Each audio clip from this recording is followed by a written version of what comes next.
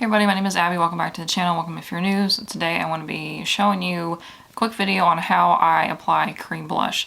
So this is kind of tricky. It took me a little while to get over the fear, I guess, of, applying cream blush because it's not as easy as powder blush and it can be really easy to go overboard with it. So I applied it today and then I'll insert that footage here, kind of talk over it. So what I did was I'm using this Juice Beauty Last Looks blush in the shade Orange Blossom. What that looks like.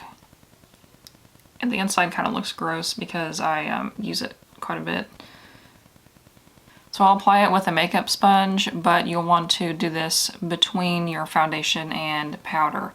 So that way you can apply it with the sponge and it won't interfere with any powder, because I feel like it can kind of get cakey if you try to apply it over top of powder. Then I always use the same sponge that I applied foundation with, because I think that if you get a little bit too much, then you can just take the spot of the sponge that you use for the foundation and go over that and tone it down a little bit.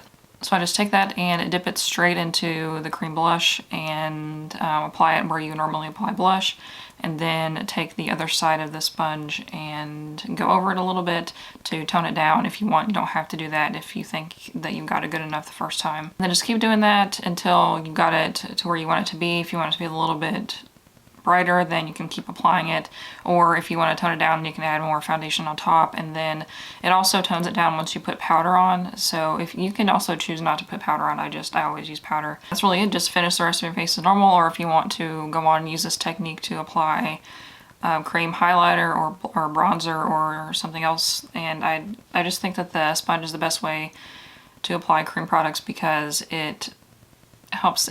It doesn't dry them out as much, because if you use a brush, the product can dry and set before you get a chance to blend it. So I feel like the sponge kind of re-wets the product and makes it a little bit easier. Hope this is helpful. Let me know what you think. If you have any questions, I'll try to answer them in the comments. And I have a couple cream blushes that I wanted to use up, so I thought I would start using them more, and I wanted to share how I do it in case you're kind of in the same boat. So give this video a thumbs up if that was interesting, and subscribe so you don't miss any other videos, and I will see you in the next one. Bye.